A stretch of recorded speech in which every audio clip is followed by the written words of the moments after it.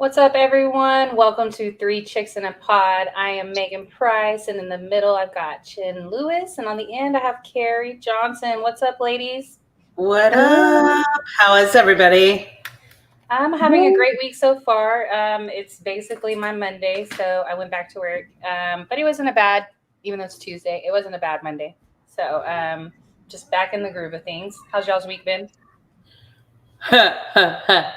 Today was really good news, so that's good. I'll stick with that. Personal front, some craziness going on in my personal life.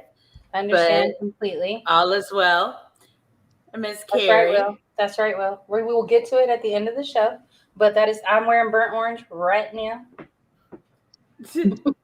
Mine's going good. Things are going to, there's some stuff happening on the horizon this week that it's going to be pretty much a change in pace for me, and I'm excited about that. So absolutely. Oh, yes, Jordan, congratulations. We saw you guys swept the Oilers last night.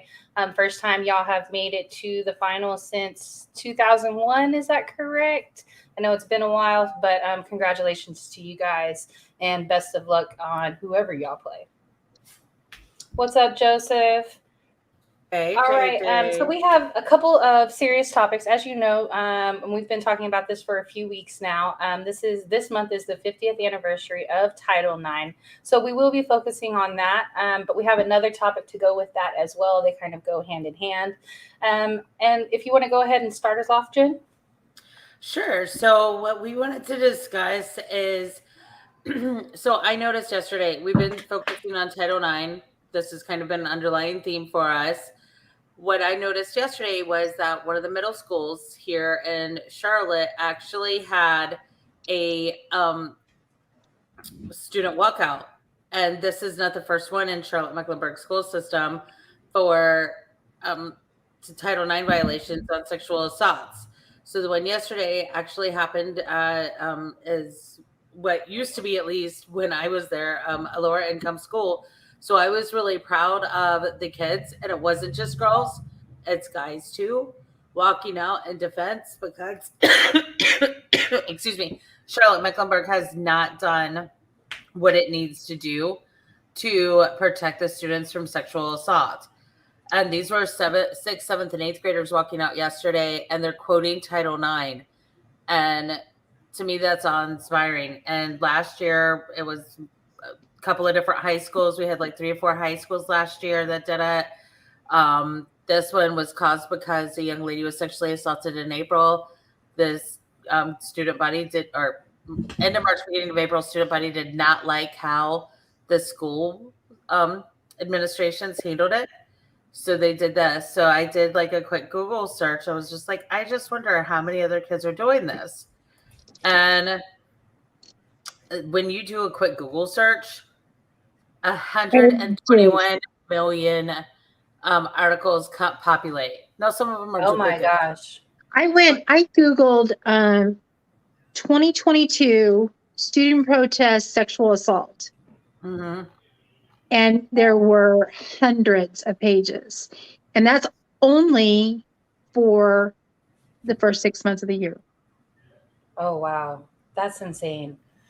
Now, I mean, I'm sure there's duplicate stories, but still, I mean, wow. And so did they list like how many places that this has happened at? Because I noticed that, it's more than just one area. I saw there was one that was in Grapevine here. There was a few in San Antonio. Does it say how many? It was, I was, as I was scrolling through and I was just trying to, kind of to get a general idea, you see it across the nation. It's like, it's not just localized, but there was in the Connecticut region, they had a group of 20 colleges that had planned rallies. But there was a walkout in Kansas City just this week, which is in my neck of the woods, obviously. And it's in one of their high school prep schools. And it was organized by a sophomore. And her statement was, "I'm an educated person and I shouldn't be subjected to blatant discrimination about race, religion, or my sex." And she quoted Title IX. But I'm thinking, thinking to my sophomore year, and I was worried about getting my driver's license. So how empowered these young people are. And it was odd when I looked at the little video clip, it was like Jen said, it wasn't just females. It wasn't just, it was a broad spectrum of students that are standing up and saying, "Hey, enough is enough." Yeah. And one young man said, "We need to protect each other." And that goes back old school, like when we were in school, ladies, like protect each other, respect each other. Right. And that's what's important. That's what's being lost. At least if you listen to, sorry to be like this girl, but the mass media, because the mass media gets money off of division in this country. But I think most people are pretty calm, cool, and collected.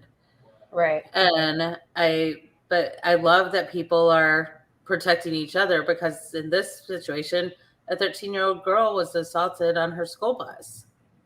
Oh my God.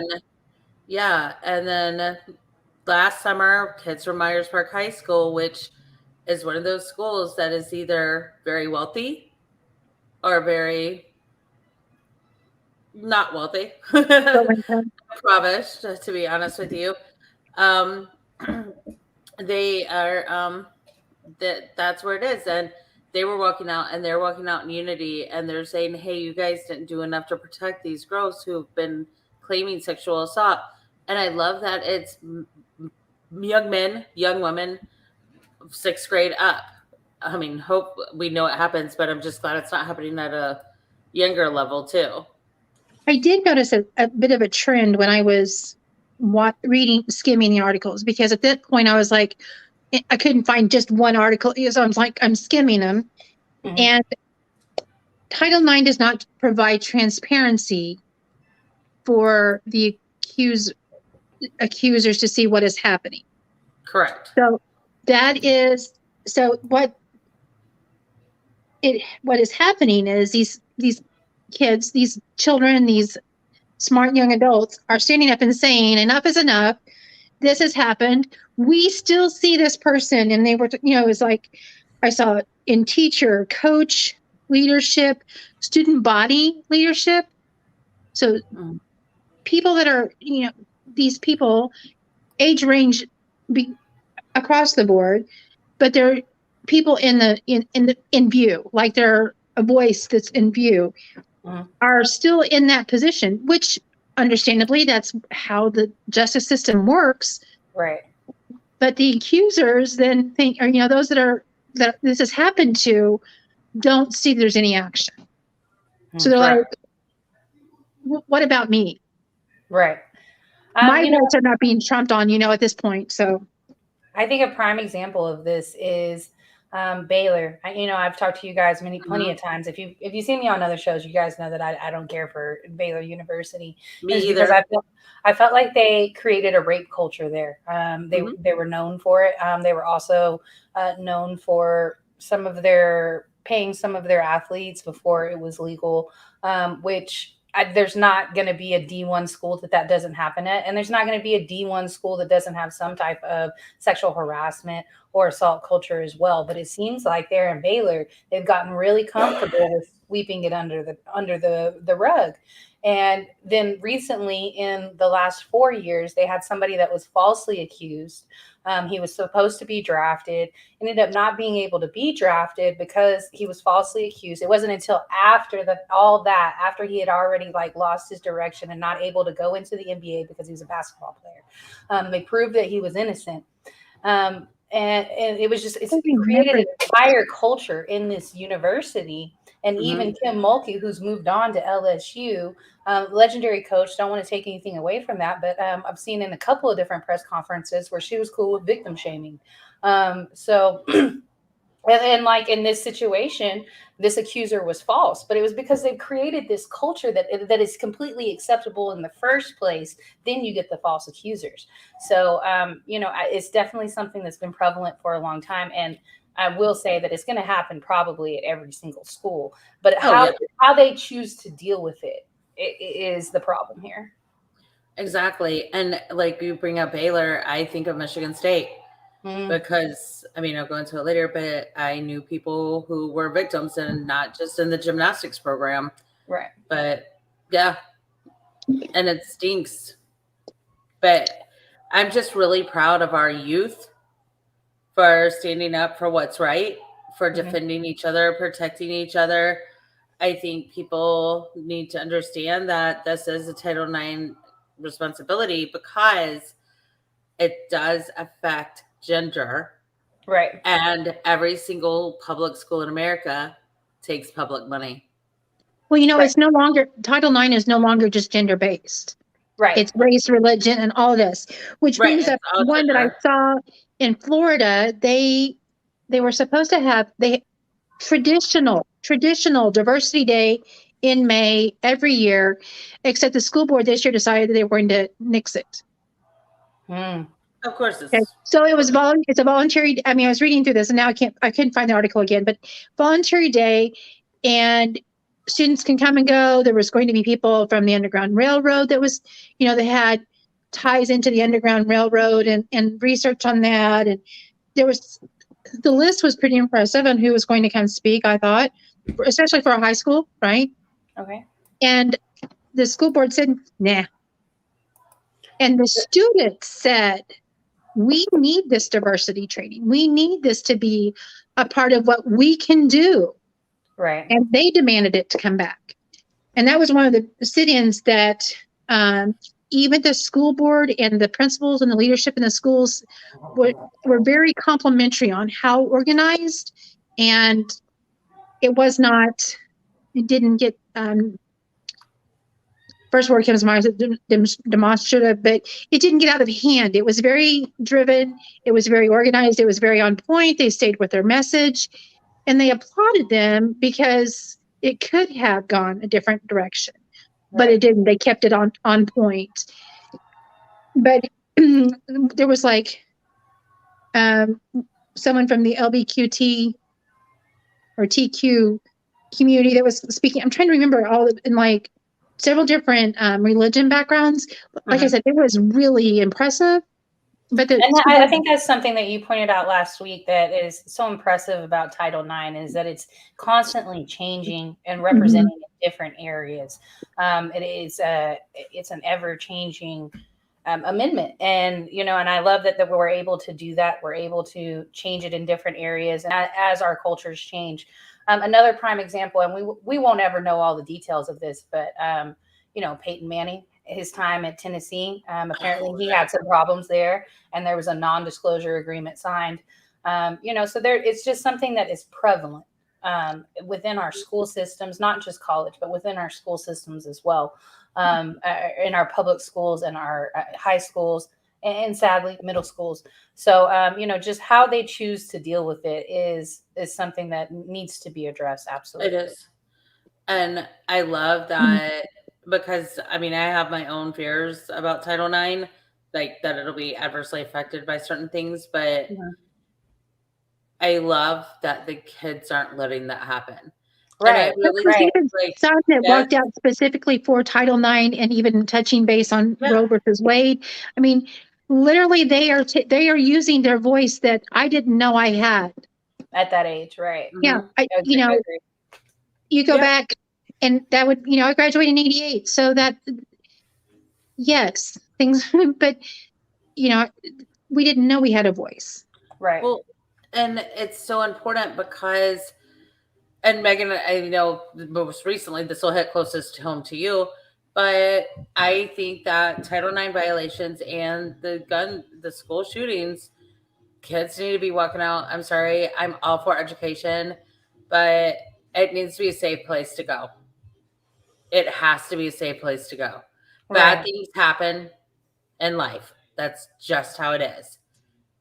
But we had fake bomb threats in the mall, at school. We had like the one guy coming in once a week so we could get out of whatever class we wanted to get out of. Right. And like I never did that, but I knew one of the guys who did it. And Right. but it wasn't an ever true fear, really. I don't think we That, were that would actually happen. Yeah. correct. It is a tough time to send your kid to school. I've got a high schooler right now. She's going to be going into sophomore year, and Columbine actually happened my 8th grade year, and I think that's like when we really started taking notice. Even though many of them had happened before that, I think that the level of publicity that Columbine is what brought that into the forefront. Um, Let's go ahead and slide over to something a little more happy, a little more Yay! lighthearted. Absolutely. Even though Title IX is super important, and we will definitely be discussing Roe versus Wade and what's been going on with that before the month is over. I don't know if we'll do that next week or the week after, but those of y'all that are watching, be prepared for that, and just kind of how it affects women, female athletes, and within Title IX as well. So Just go ahead. change is not. I was going to say change doesn't happen unless you have the uncomfortable conversations. Right. And so that's what, this is this easy to talk about? Not necessarily, because, we'd love to say that everyone lives in, with Andy as sheriff and Opie coming up the street, but that's not America today. And so we have to have these uncomfortable conversations to be able to bring about an action. Awesome. So, well, right now we are going into the super regionals for men's college baseball. And then we are about to have the final round of the women's college World Series. Currently, my team will be playing in that University of Texas versus OU. It's a full on Big 12 finals championship. I love that that's happening. I'm interested to see what happens when OU and Texas join the SEC. What's going to happen to the softball tournament when those two things happen? OU has been pretty dominant for some years. This is Texas' first appearance in the finals. And in the first game that we played against OU, we had a record number of attendance and viewership. We had almost 13,000 people in the stadium, which was more than what the men had. So huge. Love to see that type of support. And then hopefully we can start bringing more attention to the women's softball. And though they do have a professional league, you don't hear a whole lot about it. They don't get a whole lot of coverage. And, basically what they have, their biggest opportunity is the national team. And it reminds me when we didn't have the WNBA. And basically all you had to look forward to after college was your national team going to the Olympics. And that was it. So hopefully this can bring light to something as far as maybe a more expanded type of professional softball league. Tomorrow starts that. It's going to be a best of 3 series. UCLA was in the Final Four. OK State was in the Final Four. So we had 3 Big 12 teams. And I just thought that was huge also. All those 3 teams are the only teams that Oklahoma has lost to. Oklahoma is 56-3. They had like 19 run rule games or 20 run rule games because the second game against UCLA was also a run rule. It was 15-0. And in the first game, UCLA won 7-3. So, congratulations to them to making it to that point. But they just could not they did not have enough to match up to OU's bats. But just want to shout out that Jocelyn Allo is the greatest hitter of all time in the history. Playing She's for the OU. reason why I am so wrapped up in this collegiate softball. It is I'm so like exciting that, this year. and she's a very confident young woman that we need women like her as spokesman. But do you know who the famous UCLA player is? Do you know who that? Who? Her name's Maya. She has an uncle that is a very well known and very well debated football player. Maya Brady. Oh, okay. All Yep. right. Very love to see that too. It was neat because they talked about in the first game, because she's the one that hit 2 home runs in the win over OU. So it was neat because they focused in on her and how Uncle Tom's brand is helping her navigate the NIL and making sure that she's well. That and the sisters are stepping in to make sure that Maya is taken care of, and Maya is, being able to use all of Tom's knowledge and training and such like that, and so it was neat to kind of listen to that. As much as I'm not a Tom Brady fan, it was neat to see a next generation step up. I'll say that I'm not a Tom Brady fan, but he's much more likable on the Bucks than he was ever on the Patriots. I'll go with that. A little more easygoing, a little more fun to watch. Definitely cracks the jokes a little bit more once he finally got away from Belichick. Kari, I wonder why you think that now that he's in my division and not yours. Right. I'm just picking. Yeah, I'm like, yeah, he is more likable, but as likable as a wart for me, but warts can be beauty marks, but how many beauty marks do you want? Well, you're fired, dude. You're just fired. I'm sorry. Really? Man. No. You know what, William? Do I have to break up with you again? Changing plans for next week, but we'll talk about that off camera. Oh, I have to do a correction, guys. They had 40 run rule games this season with OU. They went 50. They're 57-3. They had 40 run rule wins. They had 144 home runs. This is their 10th straight Big 12 title and their 6th straight Women College World Series appearance. So just huge culture there for women's softball in OU. And Johnson's back-to-back Player of the Year. Right. Unbelievable. You know what? And I love that quote that she had about what it meant to her to be on this stage. And she said it just meant a ton to her to be able to look out and that there was somebody of color out there representing them. And I felt like that was really important as well. And for them to have a record-breaking season like this, not only in attendance, but in viewership, that's huge. We got to do something about getting these ladies a popular professional league to go into. Absolutely. There is some very impressive talent. I sit there and I'm like, mind-blowing. Absolutely. Mind-blowing. And if you didn't get a chance to see the performance last night, Hope Trotwin pitched like just a masterful performance in that 15-0 defeat of UCLA. Hope actually transferred as a redshirt senior from North Texas. So she's only been with them for a year. And just what a performance by her and what a season by her. Texas defeated OK State 5-0 in the first game. And then we saw the second game where Texas was down 5-0 going into the fifth. And then we got a 3-run homer, and then we got an infield home hit as well. And they brought in 3 more runs as well. So that was on 2 errors. Right, on 2 errors. I'm like, I was on Sports Arena last night, and I was like trying not to yell on camera. Like, can we finish the show, y'all? Because my team is playing right now. But also, let's slide over to the guys because they are now going into the Super Regionals. And Texas also made the Super Regionals for the men. Super excited about that. They did. So did Texas A&M. They did. Oklahoma State, Tennessee. We hate A&M. I think both Missouri teams just exited. And then Tennessee did, Stanford, Oregon, Vatech. I feel bad for whoever's neighbors with Vatech fans, because Vatech fans have got to be the loudest and most enthusiastic fans in the entire collegiate football fandom, not just football, but goodness. Miami's in, Oklahoma State's in, ECU is in. That kind of surprised me. I think we play them first round, as what I think. I could. You do. Uh-huh. Yes, ma'am. But also your own UNC.